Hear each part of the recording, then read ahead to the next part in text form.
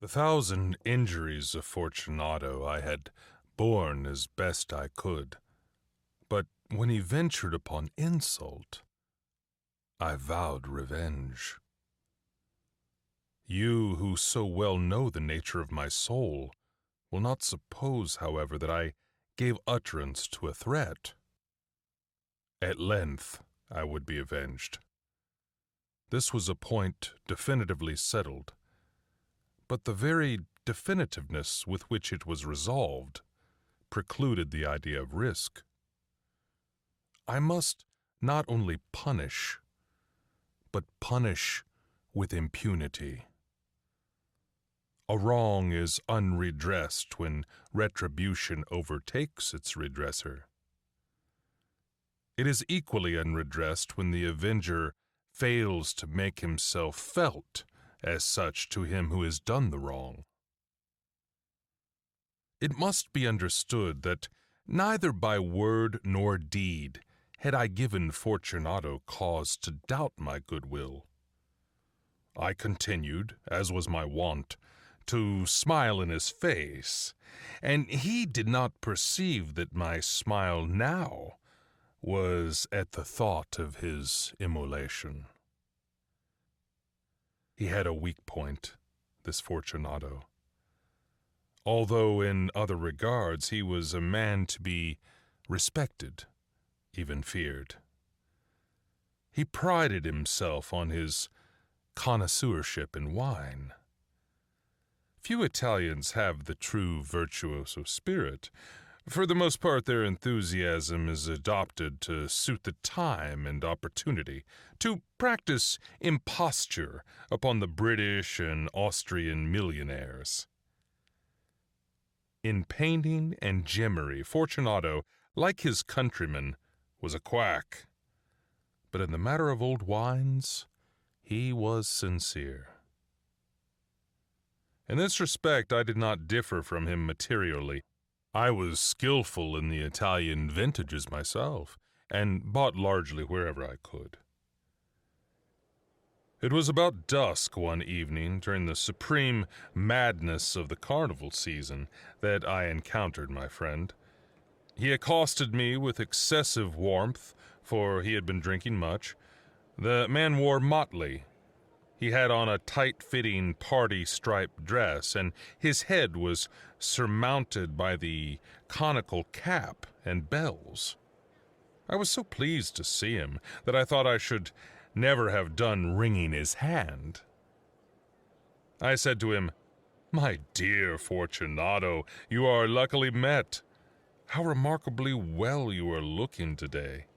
But I have received a pipe of what passes for Amontillado, and I have my doubts." "How?" said he. "Amontillado? A pipe? Impossible! And in the middle of the carnival?"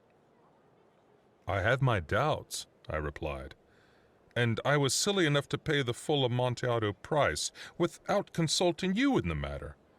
You were not to be found, and I was fearful of losing a bargain." "Amontillado?" "I have my doubts." "Amontillado?"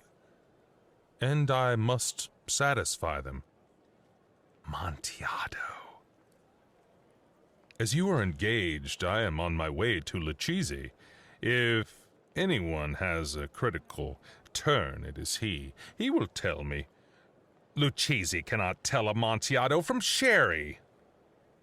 "And yet some fools will have it that his taste is a match for your own." "Come, let us go." "Whither?" "To your vaults." "My friend, no. I will not impose upon your good nature. I perceive you have an engagement." "Lucchese, I have no engagement. Come." "My friend, no.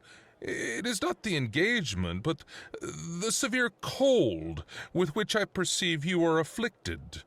The vaults are insufferably damp. They are encrusted with nitre." "Let us go, nevertheless. The cold is merely nothing." "Amontillado!" You have been imposed upon, and as for Lucchese, he cannot distinguish sherry from Amontillado. Thus speaking, Fortunato possessed himself of my arm. Putting on a mask of silk and drawing a roquelaire closely about my person, I suffered him to hurry me to my palazzo. There were no attendants at home. They had absconded to make merry in honor of the time. I had told them that I should not return until the morning, and had given them explicit orders not to stir from the house. These orders were sufficient, I well knew, to ensure their immediate disappearance, one and all, as soon as my back was turned.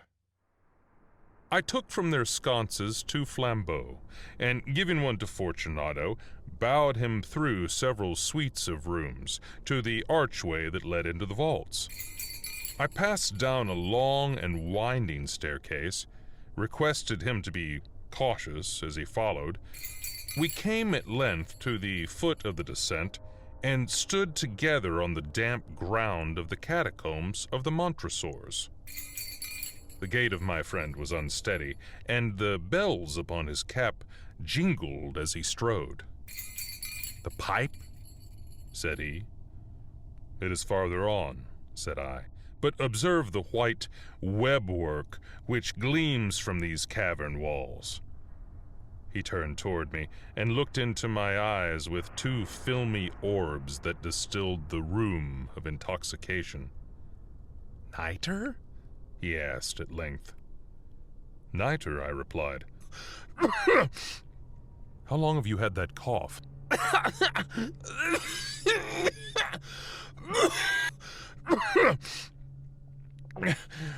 My poor friend found it impossible to reply for many minutes. "It is nothing," he said at last. "Come," I said with decision, "we will go back. Your health is precious. You are rich, respected, admired, beloved. You are happy, as once I was. You are a man to be missed. For me it is no matter. We will go back. You will be ill, and I cannot be responsible. Besides, there is Lucchese." "Enough," he said. "The cough is a mere nothing. It will not kill me. I shall not die of a cough." "True, true," I replied. "And indeed I had no intention of alarming you unnecessarily, but you should use all proper caution. A draught of this medoc will defend us from the damps." Here I knocked off the neck of a bottle which I drew from a long row of its fellows that lay upon the mold. "Drink," I said, presenting him the wine. He raised it to his lips with a leer. He paused and nodded to me familiarly while his bells jingled. "I drink," he said, "to the buried that repose around us." "And I to your long life." He again took my arm, and we proceeded. "These vaults," he said, "are extensive." "The Montresors," I replied, "were a great and numerous family." "I forget your arms." "A huge human foot d'or in a field azure. The foot crushes a serpent rampant whose fangs are embedded in the heel." "And the motto?" "Nemo me impune lacesset." "Good," he said. The wine sparkled in his eyes, and the bells jingled. My own fancy grew warm with the medoc. We had passed through walls of piled bones, with casks and puncheons intermingling, into the inmost recesses of the catacombs.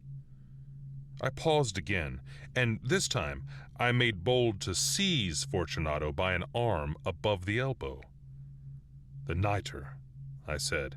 "See, it increases. It hangs like moss upon the vaults. We are below the river's bed. The drops of moisture trickle among the bones. Come, we will go back ere it is too late. Your cough—" "It is nothing," he said. "Let us go on. But first, Another draught of this medic. I broke and reached him a flagon of de Grave. He emptied it at a breath. His eyes flashed with a fierce light. He laughed and threw the bottle upward with a gesticulation I did not understand. I looked at him in surprise. He repeated the movement, a grotesque one. "You do not comprehend?" he said. "Not I," I replied. "Then you are not of the Brotherhood." "How?" "You are not of the Masons." Yes, I said. Yes. "You? Impossible. A Mason?" "A Mason," I replied. "A sign," he said. "It is this," I answered, producing a trowel from beneath the folds of my roquelaire. "You jest," he exclaimed, recoiling a few paces. "But let us proceed to the Amontillado." "Be it so," I said, replacing the tool beneath the cloak and again offering him my arm. He leaned upon it heavily. We continued our route in search of the Amontillado. We passed through a range of low arches, descended, passed on, and descended again, arrived at a deep crypt, in which the foulness of the air caused our flambeaux rather to glow than flame. At the most remote end of the crypt there appeared another less spacious. Its walls had been lined with human remains, piled to the vault overhead, in the fashion of the great catacombs of Paris. 3 sides of this interior crypt were still ornamented in this manner. From the 4th, the bones had been thrown down and lay promiscuously upon the earth, forming at one point a mound of some size. Within the wall, thus exposed by the displacing of the bones, we perceived a still interior recess, in depth about 4 feet, in width 3, in height 6 or 7. It seemed to have been constructed for no especial use within itself, but formed merely the interval between 2 of the colossal supports of the roof of the catacombs, and was backed by one of their circumscribing walls of solid granite.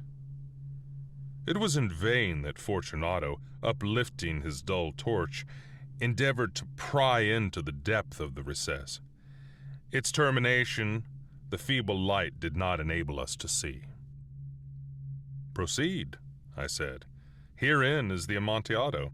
As for Lucchesi—" "He is an ignoramus," interrupted my friend, as he stepped unsteadily forward, while I followed immediately at his heels. In an instant he had reached the extremity of the niche, and finding his progress arrested by the rock, stood stupidly bewildered. A moment more and I had fettered him to the granite. In its surface were 2 iron staples, distant from each other about 2 feet horizontally. From one of these depended a short chain, from the other a padlock. Throwing the links about his waist, it was but the work of a few seconds to secure it. He was too much astounded to resist. Withdrawing the key, I stepped back from the recess. "Pass your hand," I said, "over the wall. You cannot help feeling the nitre. Indeed, it is very damp. Once more, let me implore you to return. No? Then I must positively leave you, but I must first render you all the little attentions in my power." "The Amontillado!"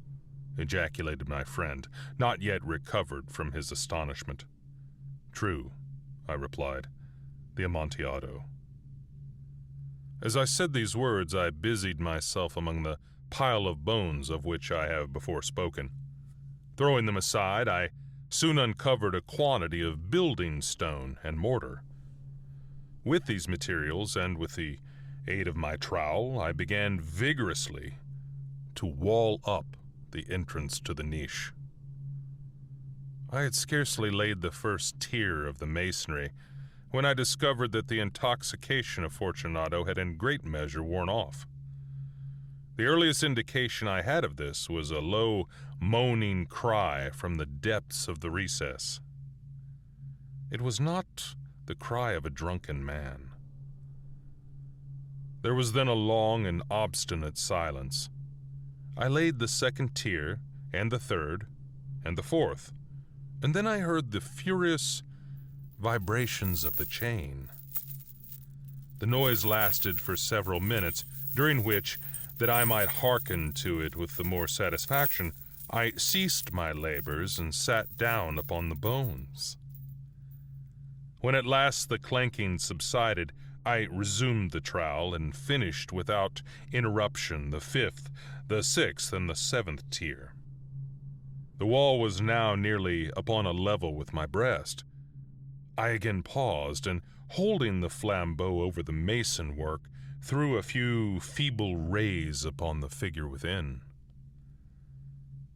A succession of loud and shrill screams, bursting suddenly from the throat of the chained form, seemed to thrust me violently back. For a brief moment I hesitated, I trembled.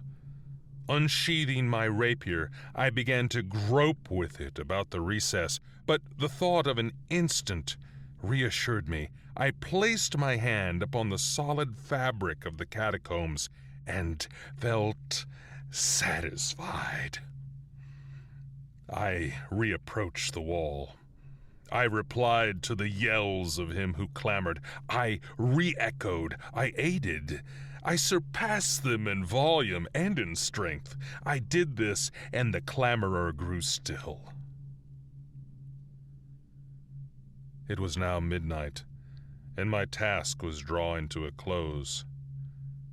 I had completed the 8th, the 9th, and the 10th tier. I had finished a portion of the last, and the 11th. There remained but a single stone to be fitted and plastered in. I struggled with its weight. I placed it partially in its destined position, but now there came from out of the niche a low laugh that erected the hairs on my head. It was succeeded by a sad voice, which I had difficulty in recognizing as that of the noble Fortunato. The voice said,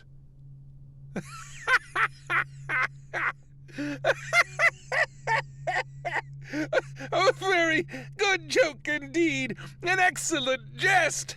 We will have many a rich laugh about it at the palazzo, over our wine." "The Amontillado," I said. Yes, the Amontillado. But is it not getting late? Will not they be awaiting us at the palazzo, the Lady Fortunato and the rest? Let us be gone." "Yes," I said. "Let us be gone." "For the love of God, Montresor!" "Yes," I said. "For the love of God." But to these words I hearkened in vain for a reply. I grew impatient. I called aloud, "Fortunato!" No answer. I called again, "Fortunato?" No answer still. I thrust a torch through the remaining aperture and let it fall within. There came forth in return only a jingling of the bells. My heart grew sick on account of the dampness of the catacombs. I hastened to make an end of my labor. I forced the last stone into position. I plastered it up. Against the new masonry, I re-erected the old ramparts of bones. For the half of a century, no mortal has disturbed them. In pace requiescat.